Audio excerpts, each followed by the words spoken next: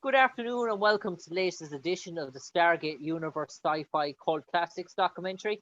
I'm delighted to be joined now by the one and only Murray Duncan, who played the role of Seth or Setesh in Stargate SG1. And I suppose, Rob, in terms of Ghouls, in terms of their appearances in terms of Stargate and SG1, many people really liked the character Seth, the Gould set. So they were very disappointed that he only had the sort of the one episode, because he sort of instilled that sort of ball sort of type sort of a character. You felt that there was an awful lot they could have done with that sort of character in terms of his existence. He was one of the more likable sort of Gould sort of characters that they had in Stargate. Well, that's nice to hear. I hadn't made the comparison, but I do know that he was popular. And in going to some of the conferences, the fan, groups were very clear. Same thing, wondering why take me out right away? But then again, you had Captain Carter, and she was very good with the weapon, and she took care of me pretty quickly. But it would have been fun, and actually there was some discussion even during shooting if they were going to do that or not. So it seems like whatever creative decisions were made, but you never know. There is magic in the world. It'd be interesting if he rose again. You can never tell. But it was a fantastic experience. And I wish I had more time because it was a one-off. I mean, I had the year before played a different role of Michael Shanks's father. And so coming back in as Seth, it would have been fantastic. I know it was very well received by everyone. And I suppose, Rob, in terms of the character, it was a fascinating episode as such in terms of how they played him out, in terms of his whole history. And you could see his his evolution through time, and how he sort of passed it in terms of all the big sort of events and mysterious sort of thing. He was centrally involved in it, and the whole sort of cult, and they sort of went around the sort of cult sort of background, which is obviously a big topic in the United States in terms of, even to this day, with the likes of Nexism and all those sort of cult sort of things that have been on. And we probably know United States, in terms of the whole world, has probably more cult factions than probably most places in the world, and there's still cults in existence there today. So it was a topic that really spiked an awful lot of an interest in terms of what may go on in these sort of satanic sort of cults. And that was really what his followers were. He sort of ruled it like an uneven, merciful type of cult sort of leader. And in terms of researching that character, is that the way you were driven? Were you looking back at all these cults back in time and sort of what way their leaders went about their followers? I did do a little bit of research because, it's a sensitive issue as well. I had my little harem of very young people around me, and even they seemed a little uncomfortable. But so it was important to me to understand, whether there was a farcical tone to it, and there wasn't. As a matter of fact, Richard Dean Anderson, our great star and executive producer, gave me a little note at the beginning about keeping it straight or serious, which I enjoyed. They're always fun to play. So I did do a quick bit of research. And as an actor on the day, what you're wondering is, what is my intention here? And what's the emotional value? So it's nice to always play the angry bad guy who's feeling threatened, and they did a great job of that. So within the actual act of the cult, it seemed to fit with many of them, which is power, control, and destruction. And Seth was on his road to do that, and until I was thwarted. But the cult issue, you're right, and it's interesting that the United States specifically has so many of these groups, and then some come under different classifications of religions and whatnot. And I'm originally from Canada, where it's not quite so dug in, but it's an interesting thing to me to know how an individual can manipulate and gain control, and it continues through time It continued quite recently in some of the scenarios going on in the United States, and I'll leave that to whatever people want to think that is. But it's an interesting mind game that is played and preying on the weaknesses of others.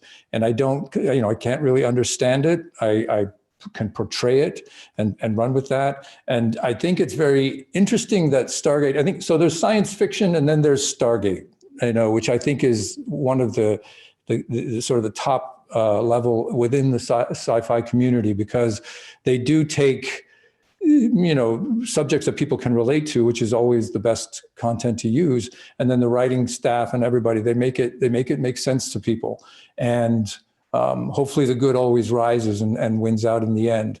Honestly, I would have done more research had I known, that there was more to understand as things went on. When you're cast, sometimes things happen quickly. And just a little trivia with acting business, I was in Vancouver at the time when I auditioned, and I was put on hold, which means you can't really go out and audition for anything else because they're thinking of you for a role and they don't want it to get complicated. But after 2 weeks, which is a very long time, I'm not one to bother my agent, but I was like, so what's happening now? I finally did call her. She goes, well, they're looking in Los Angeles. And I was like, oh, okay. So another 2 weeks go by and I'm like, what's happening now? She goes, well, they're looking in New York. I was like, oh, okay. I'm not the least bit offended, but, and then I got the call a week later that I was going to do the role. So I didn't think it was going to happen. So I honestly was a bad actor in that I didn't do enough research, or I could have certainly done more.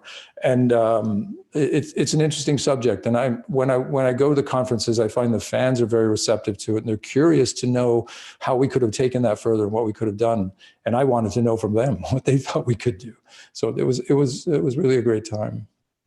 I suppose there's another concept in play here as well in terms of your episode as well. The whole issue of a hostage situation, a hostage sort of crisis in terms of the takeover, and that's what you're sort of you're sort of imprisoned these sort of people within this sort of building, and they are obviously were casualties of war in terms of the way you saw them as well. That in terms of line of fire, they were there to protect you at all sorts of costs. To put their lives for you being their leader, your sort of in deity as such. So the whole idea of SG1 having to go in there in terms of rescue what is Earth people, very much citizens of Earth, not harm these people who are in these sort of mind control. So the whole issue of a hostage crisis being played out as well, that you very see in terms of a bank, in terms of money and stuff like that. It's very much the same sort of idea in play in your episode as well. Yeah, I think that somebody in Seth's mindset is certainly a narcissist and has a little bit of concern about the outcome of his group, but his own is going to be superior and is going to take control and protect himself first. I mean, this is an interesting subject. I'm not an expert, but that's another issue that's certainly very consistent nowadays. And I was teaching in a university here for a 10-year period, and we had officials come over and from various sheriffs and police departments to do an analysis and then give us a session on active shooter drills. And they had videos and whatnot. And those things are a little bit unpleasant to watch, but very, very important to digest as sort of the teacher responsible for these lives in the room at the moment. And it's a shame that we're actually having this conversation right now about these things, and that these things exist. And it's not the way I grew up, that's for certain. But in the material, again, it was ahead of its time in speaking about these issues. And the hostage scenario, the only real life damage that happened was when I was escaping through the cave. It's sort of made of, in reality, like sort of a crusty paper mache and painted black, and it's very, very, very wonderful set design. And when Amanda called out my name and I turned, I was a little bit out of position, and I bumped one of the background actresses against the wall, and she got scraped. And so we did it again, and then I went down later to make sure she was okay, because I want to make sure that people understood it was my responsibility, not hers. Which Seth would never do. So it was nice to make that distinction. But, there are many shows and many writings and many reports nowadays about the mindset of criminals and what goes on. But I know that in their mind at that time, a lot of people like Seth or creatures are assuming that they are offering something better than what is out there. And something in their mind has flipped to where they think that the government is the problem, or this is the problem, or that's the problem. And so I'm going to give you something different. We'll be a self-contained unit. And again, that's what Seth was trying to do. So again, I think that, the producers, every great production to me starts at the top, and they had incredible producers on the show.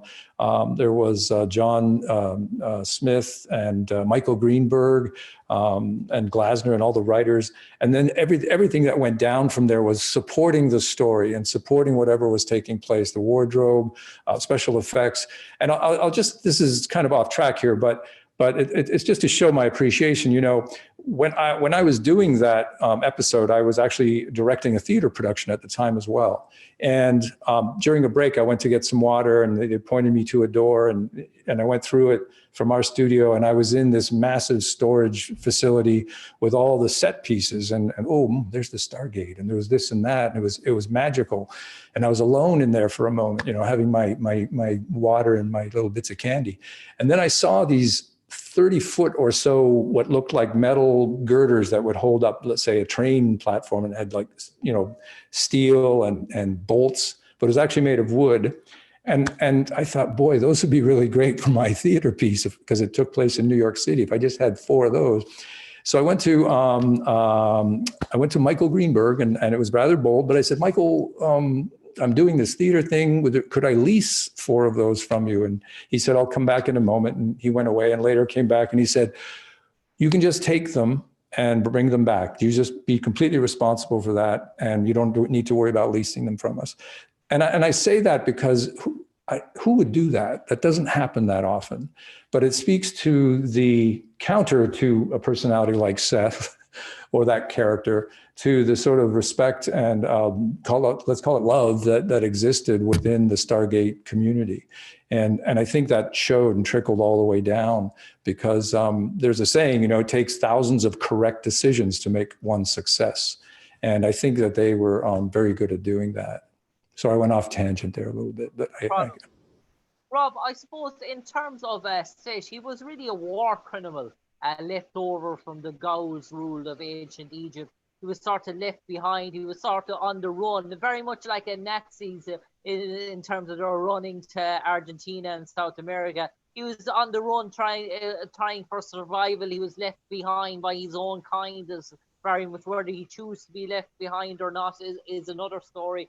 We just don't know that. But he was very much on his own, and he never really, he had the technology he was a survivor. He was one guy that knew how to survive the test of time. He did enough to start to survive, and he never really wanted that world domination as such, in terms of, he just wanted to live on and sort of live within his means, I suppose, and have that sort of community around him as such. And he was never really intent of taking over the whole world like other Ghouls was. He just wanted to have his own sort of environment, his own sort of community, his own sort of followers, and to be left alone, really, as much. Yes, well, I thank you for seeing him in that light. It puts a little more charm on him, although he was a little bit aggressive, and apparently he liked blondes from what we saw. And again, that's where we've had similar episodes here and other countries where there are groups that are just trying to live their life. There are, and I can't speak about politics and societal norms because I'm not educated in that. But there are groups that function very well outside the norm of the political system or whatever, which is to say, or more religious groups like the Mennonites and the Hutterites, who are doing wonderfully. They are, in some cases staying away from certain technologies. They're working the land themselves.